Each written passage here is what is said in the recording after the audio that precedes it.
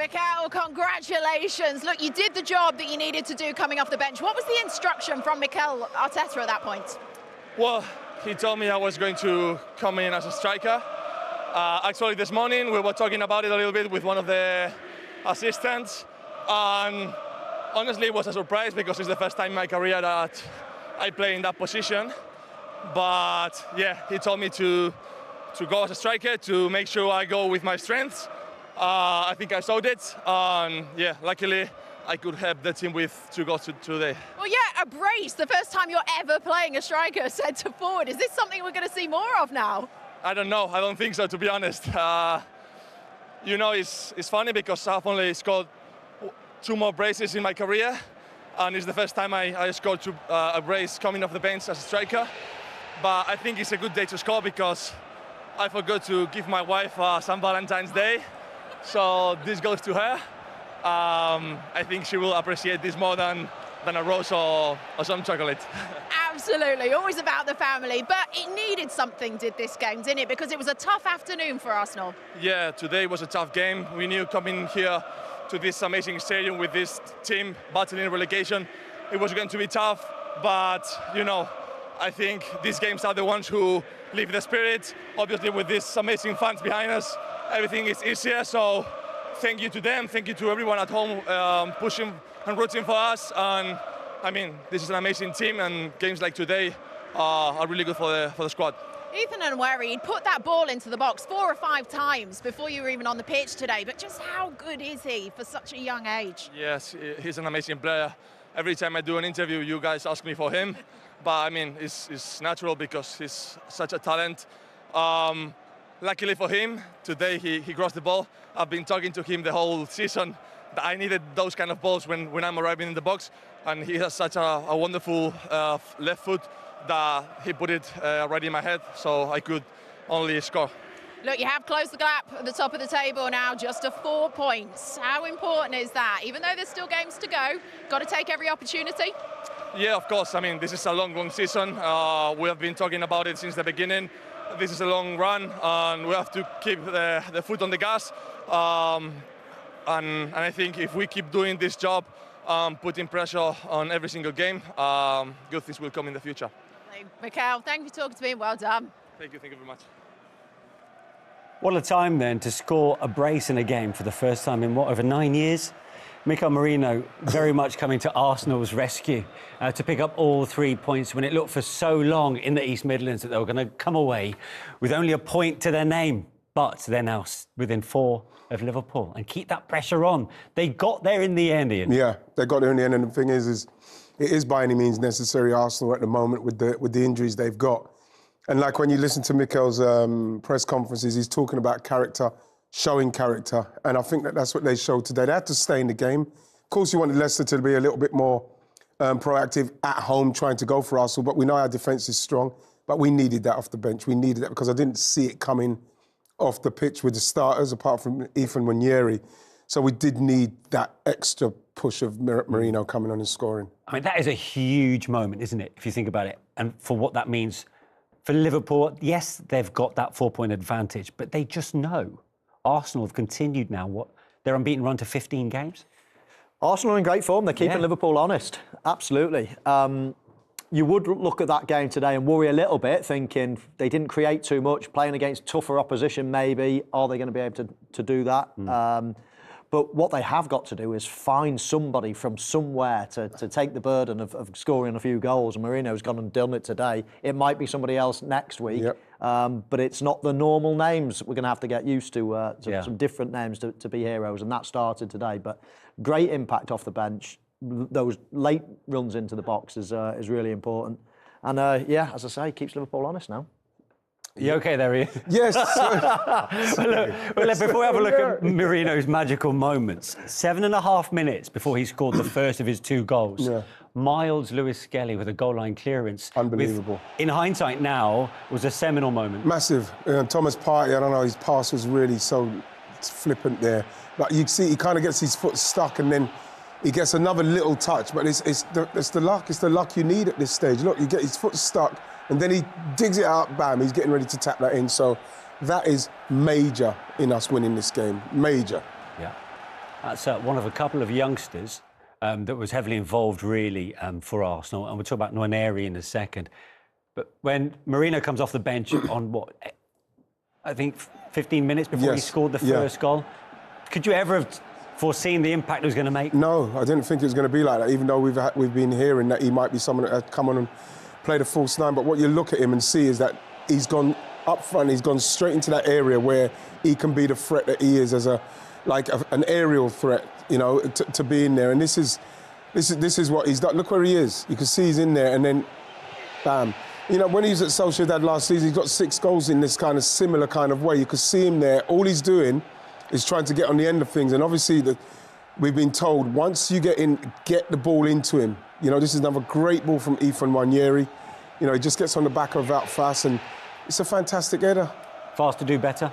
Definitely, yeah. He's picking him up, and then all of a sudden he moves a couple of yards forward and points to nobody to mark him. But there was nobody. The Vars was marking himself. So yeah, he should have tracked the runner and headed it out. He got a warning. We saw the clip before. He got a warning just before that when a ball came across and it went out for a goal kick in the end. So yeah. But no, I thought the defender could have done a lot better. Now this is interesting. So the ball came in from the right for that goal from Nwaneri. For the second, Trossard involved on the left. Yes. But this is all about Martin Odegaard at the back there, right at the base of the defence there. You know, starting it off. You know, being positive from such a deep area, but then.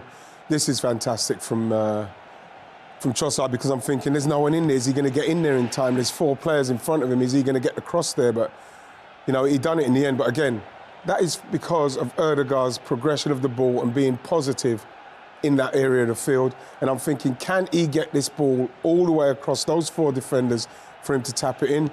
And, you know, it's a good finish, Mike. He makes it look easy, doesn't he? But it's not. This ball bounces just in front of him. How many times do you see that go over the ball? He keeps his body over the ball, his knee over the ball, keep it down and strokes it into the corner. Makes it look a really simple finish, which it was not. Beautiful.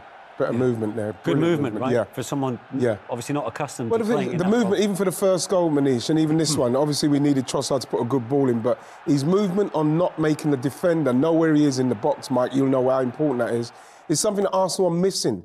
So then a forward can put a ball in. Can he make a move in front of him? Can he make it behind him? But a defender knows that there's someone around me of danger, and that's what he gave us today when he came on. Before those 2 goals, Nwaneri clearly caught the eye, the 17-year-old on the right, and he came so close on 2 occasions on breaking the deadlock. I think with this one, when you look at this one, when he goes, I'm thinking to myself, right, just hit the target, make the goalkeeper make a save. Brilliant touch. Just hit the target with that one. You see, he's just leaning back a little bit there. He's trying to get the ball, get his knee over the ball, but he's got the power. But I just think it was one of those that maybe needed a bit more of a whip side foot finish. But like, it's still a great effort. And then again, that one, again, you know, the goalie shouldn't be beaten there. But like, I was thinking, Mike, there's a lot of goal over here. I would have probably tried to hit that across the face of the goal. But, you know, like I say, he's 17. He'll learn that, go across the face. Maybe he might get a parry out. But like, look, player of the match again, and somebody that we needed to show up today, obviously, out of our front 3. He was one, Sterling and Trossard, but he rightly gets the man of the match. Rightly so. Good call. Was that the right call for you for the 17-year-old? Yeah, I mean, you could make a case for Merino. He won the game for them, basically. But no, over the 90 minutes, he was the best player on the pitch. He's good. I really, really like him. I think he's going to be a name for the long term. Yeah. I mean, Saka's going to have to come back into the team in a couple of months' time or whenever it will be, and it won't be easy to take him out the way he's playing at the moment. The thing is that what's good about that is that he's the person. Saka needs a rest. The reason why Saka's out now is because of the amount of football he's played not only for Arsenal but for England. So you need someone like Ethan Nwaneri coming through to push Saka so as he can get a rest. So yeah, if Nwaneri continues to take his chance in the first team, what about Raheem Sterling today? You know, Frank, it's a sad watch. It's been a sad time to watch Raheem in this Arsenal period because of what he's done, what he's achieved, and to come to Arsenal at a time where it is a great opportunity for him to show people that I've still got something left. For some reason, unfortunately, he can't seem to find the spark to get him going. And I think you saw it again today. There's hesitancy in his game. You know, there's a little bit of apprehension. You know, it just feels like it's not quite happening for him, and it's sad to see. Were you surprised to see him toil in the way that he did? The only thing I would say to back him up in a way is that when you don't play regularly, it really affects you. It affects your rhythm. I remember towards the end of my career, I was not playing a lot, and then all of a sudden you get asked to start out of nowhere. There's loads of injuries, and all of a sudden he's got to start a game, and you feel out of touch. You almost lose your bearings sometimes. You can see he was almost tripping over himself at times. Standing offside, that's no excuse for that. He should never, even when he's 50, he should know how to time a run and how to look across the line. No, but I agree with Wright. It is sad to see him put in a really poor performance. But if there is one little thing that I would say, it might be because he's a little bit rusty. Now, he's going to get the opportunity, probably off the bench again now, because Merino is going to take his place for the next game.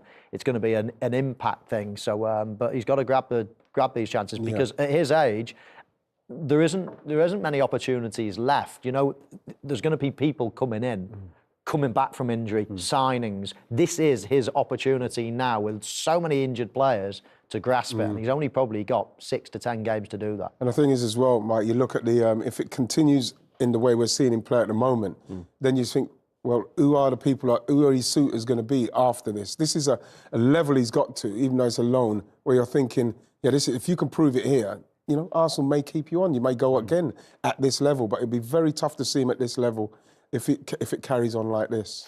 Well, the late nature of that defeat for Leicester will be hard to take. It's 9 league defeats in 10. Let's get the post-match thoughts of their head coach, Ruud van Nistelrooy. Ruud, simply your thoughts after that.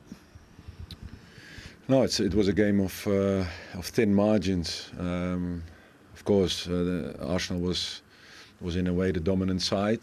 I think we did really well controlling them, and also on the ball we had our spells.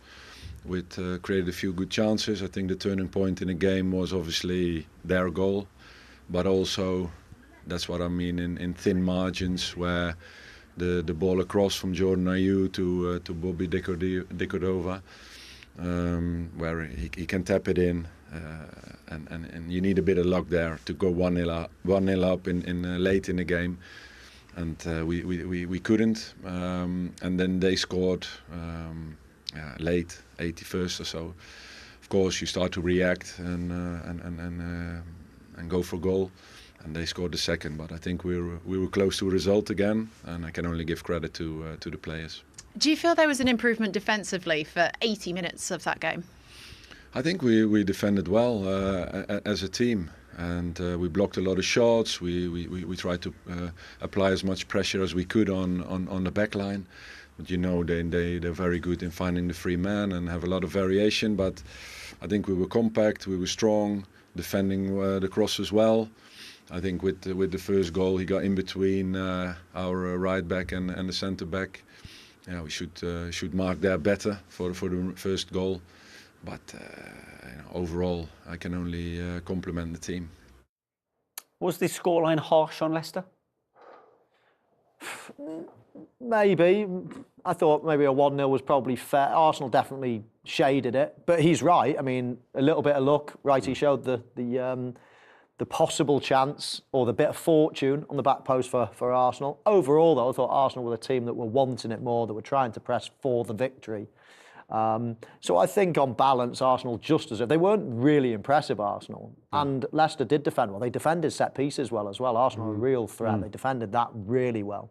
But on the whole, I think Arsenal deserved a small win. And if Leicester were outsiders today, they host Brentford on Friday. Tough.